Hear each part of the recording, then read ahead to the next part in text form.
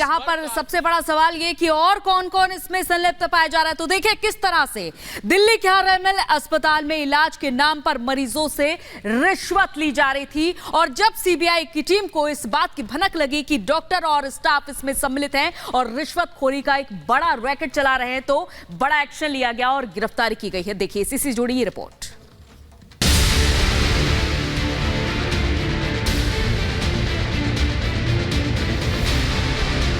RML में वसूली racket, doctor और दलालों का खेल, मरीजों से उगाही, उपकरण बेच कमाई। सीबीआई का एक्शन, 2 डॉक्टर समेत 9 गिरफ्तार। राजधानी में भ्रष्टाचार का अस्पताल। राजधानी दिल्ली में सीबीआई ने उस रैकेट का भंडाफोड़ किया है जहां एक आम आदमी अपनी रक्षा की आखिरी उम्मीद लेकर पहुंचता है, लेकिन वहीं पर उसकी जान की कीमत के बदले घूसखोरी और पैसा वसूली का सौदा कुछ सफेद पोश करते थे। दिल्ली के आरएमएल यानी राम मनोहर लोहिया अस्पताल में एक बड़े रैकेट का भंडाफोड़ सीबीआई ने किया है। इस रैकेट में डॉक्टर, नर्स के साथ दलाल शामिल थे जो अस्पताल आने वाले मरीजों से इलाज के नाम पर लंबे समय से मोटी रकम वसूल रहे थे। सीबीआई को भनक लगी तो वो एक्शन में आई और 2 डॉक्टरों समेत 9 लोगों को गिरफ्तार किया। जानकारी के मुताबिक गिरफ्तार किए गए दोनों डॉक्टरों की पहचान कार्डियोलॉजी विभाग के सहायक प्रोफेसर पर्वत गौड़ा और कार्डियोलॉजी विभाग के प्रोफेसर अजय राय के रूप में की गई है। डॉक्टर पर्वत गौड़ा को करीब 2.5 लाख रुपए की रिश्वत के साथ रंगे हाथों गिरफ्तार किया गया। ये रिश्वत के पैसे उन्हें यूपीआई के जरिए उनके अकाउंट में ट्रांसफर किया गया था। बाकी 7 लोगों में से एक की पहचान लैब इंचार्ज प्रभारी रजनीश कुमार, नर्स शालू शर्मा, अस्पताल क्लर्क भुवल जायसवाल और संजय कुमार गुप्ता के रूप में की गई। दरअसल सीबीआई को ये इनपुट मिला था कि दिल्ली के राम मनोहर लोहिया अस्पताल के जो डॉक्टर हैं, जो कर्मचारी हैं, वो करप्शन में संलिप्त है और साथ ही साथ एक पूरे मॉड्यूल को ऑपरेट कर रहे हैं। जो गरीब लोग इलाज कराने यहाँ पे पहुंचते हैं, उनसे क्लर्क के जरिए जो पैसे हैं वो वसूलने का काम किया जा रहा है, जिसके बाद सीबीआई ने एक इनपुट के आधार पे 9 लोगों को गिरफ्तार किया है।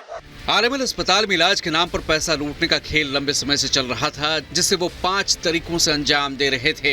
पहले रिश्वत के बदले मरीजों को अस्पताल में भर्ती करवाना, कुछ कंपनियों के मेडिकल उपयोग को बढ़ावा देना, लैब में चिकित्सा उपकरणों की आपूर्ति करवाना, मरीजों से स्टेंट और अन्य चिकित्सा आवश्यकताओं की आपूर्ति करवाना और फर्जी मेडिकल सर्टिफिकेट जारी करना था। इन पे 2 आरोप लगे हैं। पहला आरोप गरीब लोग जो इलाज करवाने अस्पताल पहुंचते हैं उनसे पैसे वसूलने का आरोप है और दूसरा मेडिकल इक्विपमेंट्स को सप्लाई करने का और जो प्राइवेट कंपनी है उनसे पैसे लेने का आरोप लगा है। इसके तहत इन 9 लोगों की इस मामले में गिरफ्तारी की गई है। इसके अलावा सीबीआई ने इक्विपमेंट्स के जो डीलर्स हैं उनके लगभग 15 ठिकानों पर छापेमारी की है। सरकारी अस्पताल और इलाज के नाम पर पैसा वसूली के इस पूरे खेल में 9 लोगों की गिरफ्तारी के अलावा सीबीआई ने अपनी एफआईआर में कुल 16 आरोपियों का जिक्र किया है और पूरे मामले की जांच की जा रही है। Bureau report, Republic Bharat. और बात कांग्रेस के एक नेता के उस बयान की जिसके बाद बीजेपी ने कांग्रेस की नीयत पर सवाल खड़े कर दिए। बड़ी खबर यह है कि राज बब्बर ने नू हिंसा के आरोपी मामन खान को बहादुर साथी बताया गया। राज बब्बर कांग्रेस के प्रत्याशी है गुड़गांव से और उन्होंने नू हिंसा के आरोपी मामन खान की तारीफ कर दी है। मामन खान को बहादुर साथी बताया। मामन खान का नाम लेते मुझे फक्र हो रहा है, ये राज बब्बर कह रहे हैं। अभिनेता से नेता बने राज बब्बर गुड़गांव से कांग्रेस प्रत्याशी हैं। बीजेपी ने इस वीडियो को शेयर करते हुए कांग्रेस की नीयत पर सवाल उठाए हैं।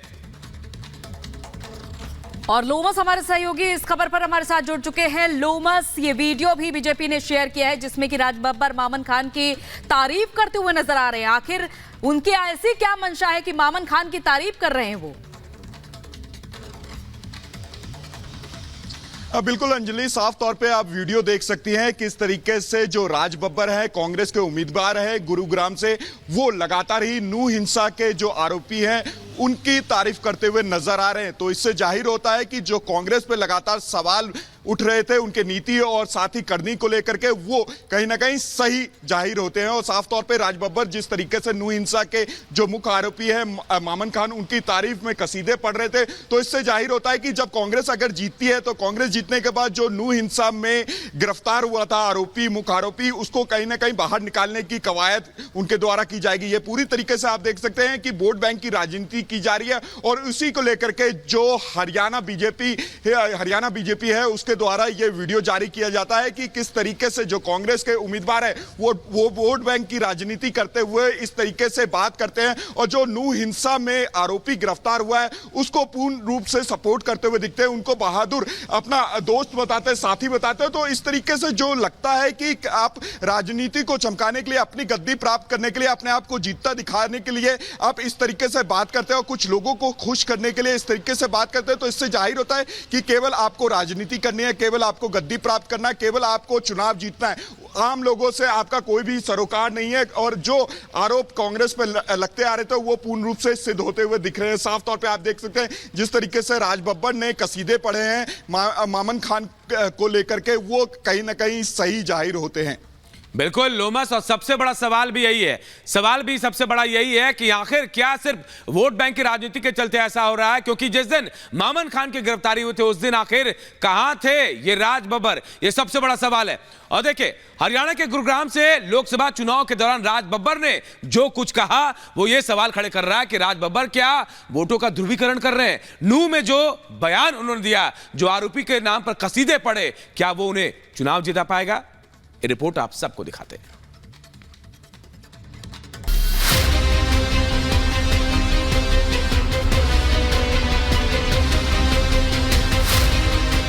हरियाणा की गुड़गांव लोकसभा सीट पर कांग्रेस ने इस बार दांव फिल्म अभिनेता राज बब्बर पर खेला है और राज बब्बर ने उससे भी बड़ा दांव खेलते हुए नूह हिंसा के आरोपी मामन खान की तारीफ करते हुए कर दिया। चुनावी सम्मेलन की जुगत बढ़ाते हुए मामन खान की तारीफ तो राज बब्बर ने कर दी, लेकिन मुसीबत भी यहीं से शुरू हो गई। एक नाम जिसको लेने से पहले ही तालियां बजना शुरू हो जाए, जिसकी जवानी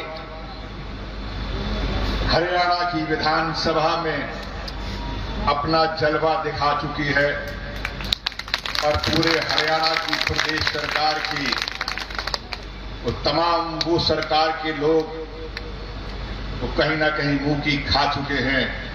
ऐसे बहादुर साथी का नाम लेते हुए मुझे फख्र हो रहा है, मामन खान। नूह हिंसा के आरोपी मामन की तारीफ करते हुए राज बब्बर बीजेपी के निशाने पर आ गए। बीजेपी ने मामन खान की तारीफ करते हुए राज बब्बर का वीडियो सोशल मीडिया पर शेयर कर दिया। ऐसे बहादुर साथी का नाम लेते हुए मुझे फख्र हो रहा है, मामन खान। बीजेपी ने वीडियो शेयर करते हुए कहा कि कांग्रेस के इरादे क्या है ये तो साफ है, लेकिन आपको दिखाई नहीं दे रहा है। बीजेपी ने कहा अगर कांग्रेस सत्ता में आती है तो उनकी नीति और नीयत अभी से साफ दिखाई दे रही है। ऐसे बहादुर साथी का नाम लेते हुए मुझे फख्र हो रहा है, मामन खान। चुनाव जीतने के लिए लोग हर तरह के हथकंडे अपनाते हैं, वोटों की राजनीति के लिए लोग किसी भी स्तर पर चले जाते हैं। ऐसा ही कुछ कांग्रेस उम्मीदवार कर रहे हैं। हरियाणा के नूह इलाके में एक धार्मिक शोभा यात्रा के दौरान दो समुदाय आमने सामने आ गए और देखते ही देखते इस धार्मिक जुलूस के दौरान भड़की हिंसा की चिंगारी हर तरफ फैल गई। लेकिन कांग्रेस उम्मीदवार वोटों के लिए हिंसा के आरोपी की ही जमकर तारीफ कर रहे हैं। Bureau report, Republic Bharat.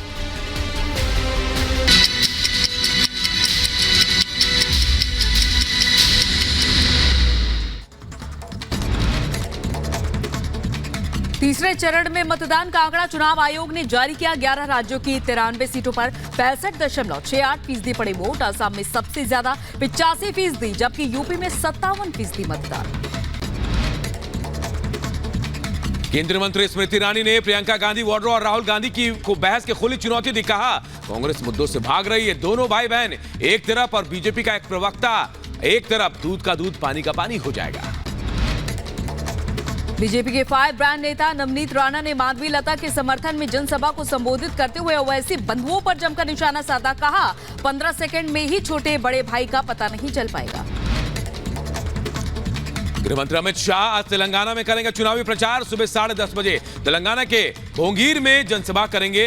Bhongir Lok Sabha क्षेत्र में बीजेपी उम्मीदवार बुरा नरसैया गौड़ के समर्थन में वोट अपील करेंगे।